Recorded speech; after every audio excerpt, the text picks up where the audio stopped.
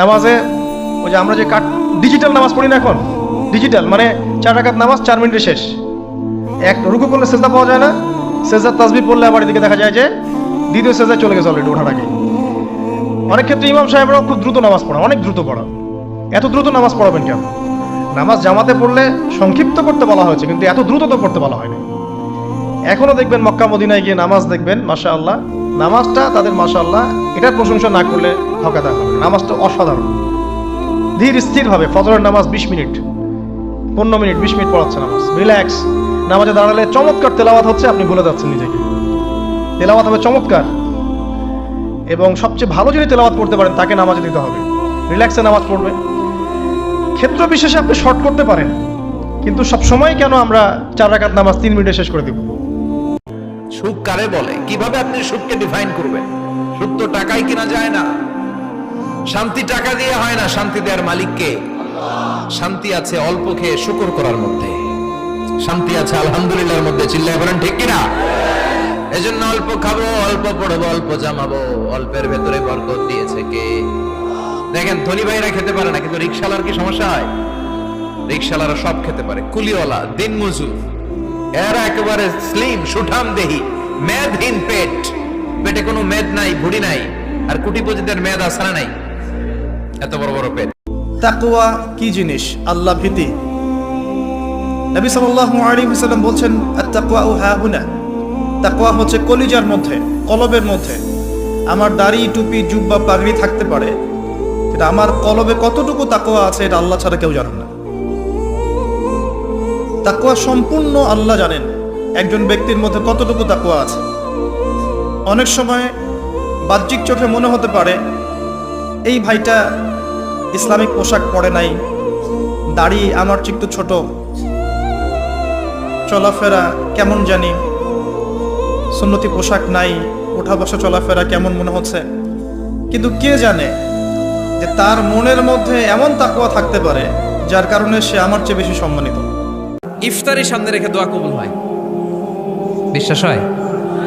কি সামনে রেখে? সামনে ইফতারি, বসে থাকে আমরা তৃষ্ণায় সারাটা দিন, ছাতি ফেটে যায়। আল্লাহ দেখে, দেখতে দেখতে আল্লাহর একটা সফট কর্নার তৈরি হয়। এটাই সুযোগ কাজে লাগানোর, ঠিক কিনা? মুমিন যোগ্য যে কোপ মারে, সময় মতো কাজ করে, ঠিক কিনা? আল্লাহ তখন ফেরেশতাদেরকে জিজ্ঞেস করে, এই ঘটনা কি? খায় না যে? খায় না কেন? আল্লাহ রোজা রাখছে।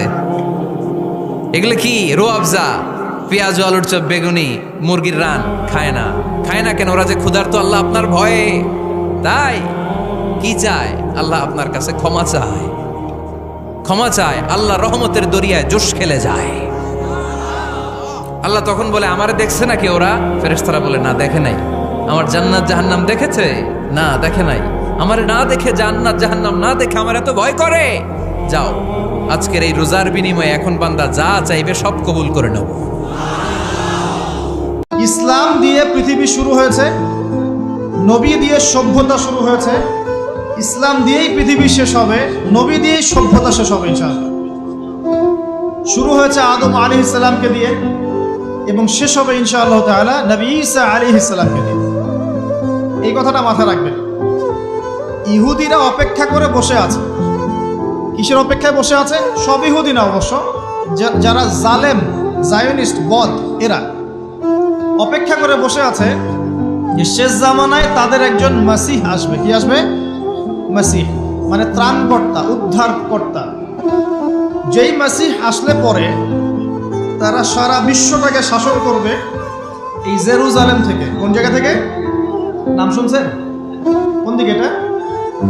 ইসরায়েল। ইসরায়েলের না, এটা এটা ফিলিস্তিনের। কার? এই জায়গার মালিক কে? এই জায়গার মালিক আমরা, এটা আমাদের জায়গা। 3টা মসজিদ আপনি সফর করবেন সোয়াবের আশায়, তার সবচেয়ে শ্রেষ্ঠ মসজিদ হারাম মানে মক্কায়। 1 রাকাত নামাজ পড়বেন, 1 লক্ষ রাকাত নামাজের সওয়াব হবে ইনশাআল্লাহ। 2 নাম্বার মদিনা, 1 রাকাত নামাজ পড়বেন, 1000 রাকাত নামাজের নেকি হবে ইনশাআল্লাহ। 3 নাম্বার কি? এই যে আকসা, আমরা তো ভুলেই গেছি। আকসা আমাদের, আকসা কাদের? তাদের কোনো না কোনো গেট দিয়ে ঢুকতে হবে। বিশ্বনবী ফরমান, বুখারীর বর্ণনা, ইন্নালিল জান্নাতি সামানিয়াতু আবওয়াব, জান্নাতের ভেতরে 8টা দরজা আছে। কয়টা? বিশ্বনবী একবার সাহাবাদেরকে নিয়ে ওয়াজ করছেন, বলছেন তোমাদের মধ্যে এমন একজন ব্যক্তি আছে, এই ব্যক্তির আমলগুলো আল্লাহর কাছে এমন ভাবে কবুল হয়েছে, আল্লাহর কাছে ওই ব্যক্তি এতটাই সেরা, জান্নাতের 8টা দরজা কিয়ামতের দিন এই লোকটাকে ডাকতে থাকবে। প্রতিটা দরজা বলবে আপনি আমার দরজা দিয়ে ঢুকে জান্নাতে প্রবেশ করেন। সাহাবারা বললেন, ইয়া রাসূলুল্লাহ, কে সেই ব্যক্তি? বিশ্বনবী বললেন, ওই ব্যক্তির নাম হলো আবু বকর। কিয়ামতের দিন সাইয়েদনা আবু বকরকে 8টা জান্নাতের দরজা থেকেই জান্নাতগুলো ডাকতে শুরু করবে, উদখুল মিন বাবি, উদখুল মিন বাবি, আমার দরজা দিয়ে ঢুকেন, আমারটা দিয়ে ঢুকেন। ওই দরজা থেকে বলবে আমারটা দিয়ে ঢুকেন। আল্লাহু আকবার। বিশ্বনবী আমাদেরকেও নিরাশ করেন নাই। বিশ্বনবী বললেন, কেউ যদি প্রতিদিন 5 ওয়াক্ত নামাজের আগে যে ওযু করে, ওযুর পরে কেউ যদি পড়ে আশহাদু আল্লা ইলাহা ইল্লাল্লাহ ওয়া আশহাদু আন্না মুহাম্মাদান আবদুল্লাহি ওয়া রাসূলুহু, প্রত্যেক ওযুর পরে যেই ব্যক্তি এই দোয়াটা পড়বে, ওই ব্যক্তির জন্য রব্বুল আলামিন কিয়ামতের দিন জান্নাতের 8টা দরজা খুলে দিবে।